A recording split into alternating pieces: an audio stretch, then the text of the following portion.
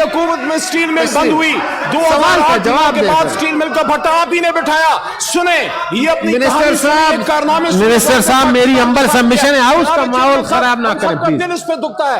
इमरान खान साहब सर जवाब दें प्लीज। इमरान खान साहब से हमारी हुकूमत से ये सवाल कर रहे हैं कि जिस स्टील प्लीज मिल को उसका जवाब दें प्लीज। किया, उस स्टील मिल के लिए आपने क्या किया? मिनिस्टर साहब उस 3 सवालों का जवाब दें बस। चलें जवाब दे। माशाल्लाह, जिन 2 जमातों ने मिलकर पाकिस्तान स्टील मिल, मिनिस्टर साहब तशरीफ रखें प्लीज, तशरीफ रखें मिनिस्टर साहब। जी जी जवाब दे रहे जॉर्ज। अभी आपको तसल्ली नहीं हुई और जवाब चाहिए आपको? मिनिस्टर साहब आप सवालों के जवाब दें। चेयरमैन साहब, ये पाकिस्तान स्टील मिल की तबाही की दास्तान है, ये पाकिस्तान स्टील मिल की तबाही की दास्तान है। जवाब दें, इस तरह ना करें प्लीज, माहौल खराब ना करें। अपने लीडर को, पीपल्स पार्टी अपने लीडर को, मिनिस्टर साहब इस तरह ना करें प्लीज, जवाब दें आप सवालों। जी प्लीज जवाब, जी जवाब दें जी।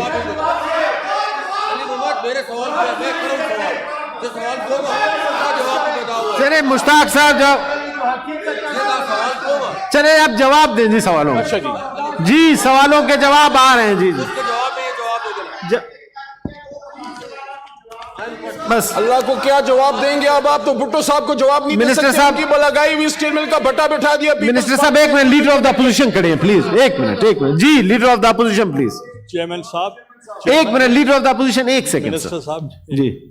चेयरमैन साहब, बहुत आसान बात है कि एक दफ़ा फाजिल मेंबर अपना क्वेश्चन रिपीट कर देते हैं, उनका जवाब दे दें, आप रूलिंग दे दें। थैंक यू जी। ये लैला जो मेरा सवाल ये था क्या पाकिस्तान ने सीओ स्टील मिल की तालीमी काबिलियत अहलियत के ऊपर अपनी रिपोर्ट में एतराज़ात उठाए थे, उसको क्यों तैनात किए? नंबर 1, अगस्त 2021 में उनकी तैनाती की मुद्दत पूरी हो चुकी है, उसके बावजूद वो क्यों जारी रखे हुए हैं? नंबर 2, नंबर 3, इन्होंने एक सब्सिडरी कंपनी प्राइवेटाइजेशन के लिए जो बनाई है, उसका सीईओ भी इसी को बनाया है जो कॉन्फ्लिक्ट ऑफ इंटरेस्ट के तहत आता है, क्यों है? जी honourable minister of state for parliamentary affairs please. चूंकि स्पेसिफिक क्वेश्चन है, इसके लिए स्पेसिफिक जो है जवाब चाहिए, आप फ्रेश क्वेश्चन डाल दें इस पर। मिनिस्टर साहब, मिनिस्टर ऑफ स्टेट साहब इसका जवाब लेके आओ, उसमें दे दीजिए। ठीक है जी, कमेटी को रेफर कर दीजिए। ठीक है जी,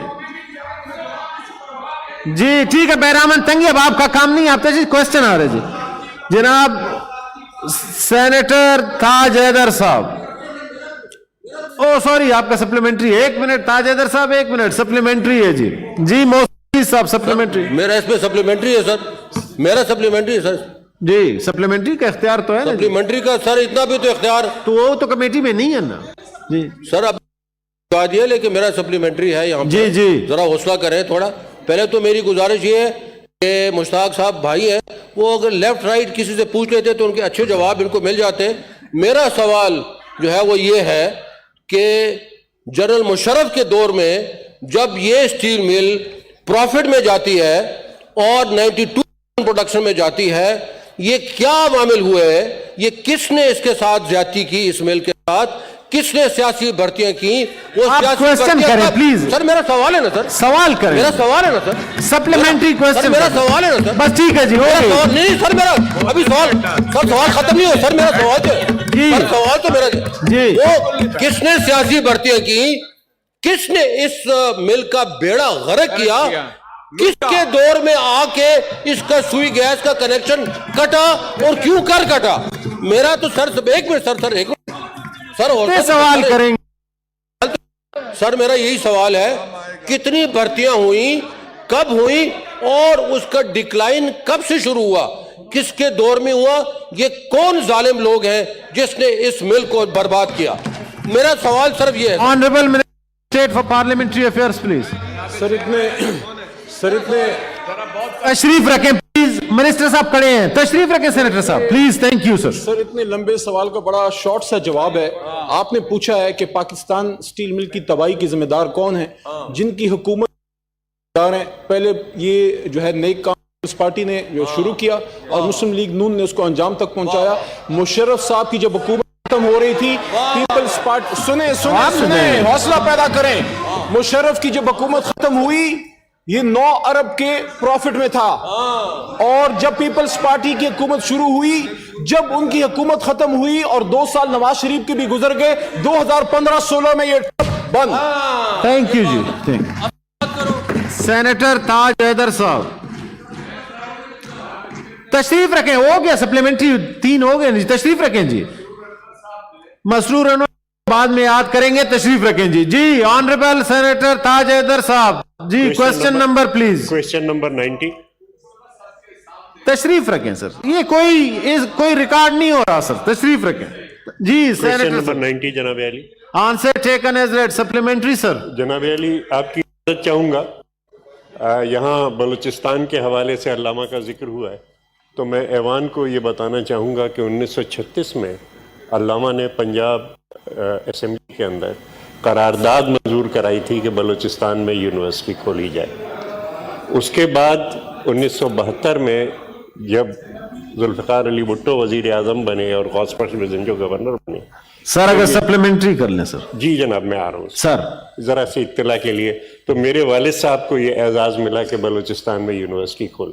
بالکل سر. جو سوال ہے جناب علی وہ میرا یہ ہے کہ اس سال کے اکتوبر میں نئی آدم شماری کا عندیہ دیا گیا تھا. ہم اکتوبر کے اندر ہیں. صرف 5 بلین دکھائے گئے ہیں.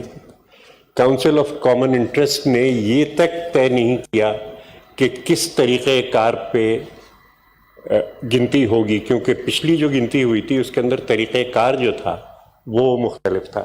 کیا مجھے بتایا جائے گا کہ کوئی شیڈیول بنایا گیا ہے مردم شماری کے لیے, اور اس کے لیے فائنینشیل ایلوکیشنز جو کہ ایسٹیمیٹڈ ہیں 23 بلین, 5 بلین رکھے گئے. یہ تو ویسی بات ہے کہ 200 ارب کے منصوبے کے سی آر کے لیے اس بجٹ میں 1 بلین رکھ دیا گیا ہے. اسی طریقے سے یہ جو ہے مردم شماری, اس میں 23 بلین کا خرچہ ہے, 5 بلین رکھے گئے ہیں. اکتوبر کا وعدہ تھا. کیا کوئی شیڈیول بنائی گئی ہے فائنینشیل ریلیزز کی یا نہیں؟ حکومت سیریس بھی ہے یا نہیں؟ اس میں صوبہ سندھ کو ہر سال 150 ارب کا نقصان ہو رہا ہے ٹرانسفرز کے اندر. یہ اتنا سیریس معاملہ ہے جناب. جی honourable minister for finance please. بسم اللہ الرحمن الرحیم. مسٹر چیئرمین, یہ بھی کہا کہ 5 ارب روپے رکھا گیا ہے, لیکن شاید ان کی نالج میں چاہتا ہوں کہ 5 ارب روپیہ ہے یہ فیڈرل حکومت رکھ رہی ہے, اور اس کے بیچ میں جو پروونشل جو گورنمنٹس ہیں ان کا بیچ میں حصہ آنا ہے. اور یہ کیونکہ اس سال کے بیچ میں کمپلیٹ نہیں ہوگا, تو اس سال کا ایک قسم سے یہ ایک کنٹریبیوشن ہے, کیونکہ اوپر یہ 12 مہینے میں تو کمپلیٹ نہیں ہوگا. تو یہ اگلے سال کے بیچ میں جب جائیں گے تو جو بھی ہمارا پورا کا پورا خرچہ ہوگا وہ فیڈرل حکومت اور جو پروونشل حکومت ہیں وہ مل کے اس کو پورا کر لیں گی, تو انشاءاللہ پیسوں کی کمی نہیں آئے گی. بھی اسی متنازعہ آدم شماری پہ ہوں گے؟ آئندہ انتخابات جو آپ کرنے جا رہے ہیں اسی متنازعہ آدم شماری. Minister for finance please. اس سے پہلے ہی یہ مردم شماری ہوگی, کیونکہ ابھی تو ان انتخابات میں تقریباً 2 سال رہ گئے. جی محسن عزیز صاحب سپلیمنٹری پلیز.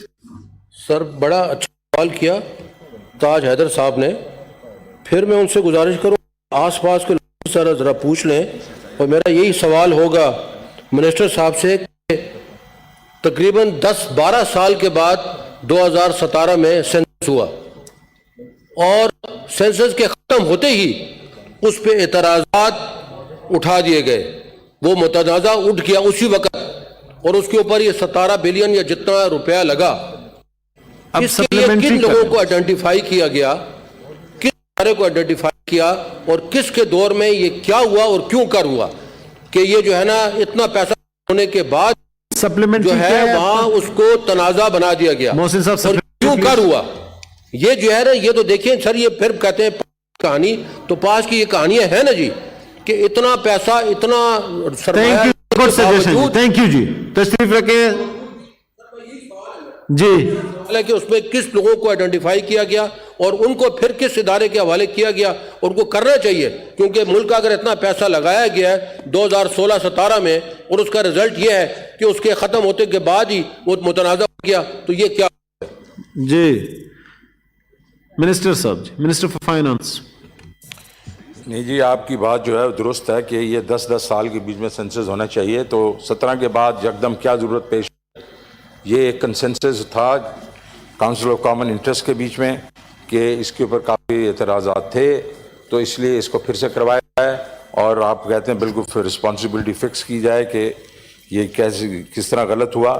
تو وہ تو جس وقت ہم دوسرا سینسس کریں گے اور اس میں اگر ویریشن ہوگی تو آپ وہ کریں گے. یہ تو ہم نے سیٹسفائی کرنا چاہ رہے تھے ساری پارٹیز کو, ٹھیک ہے, تو ہو سکتا ہے یہی سینسس جو ہے وہی ٹھیک ہوں. جب جس وقت وہ آئے گا اور پتہ چلے گا بہت بڑی ویریشن ہے تو پھر ہم رسپانسبلٹی فکس کریں گے. Honourable senator Rukhsana Zubairi, supplementary.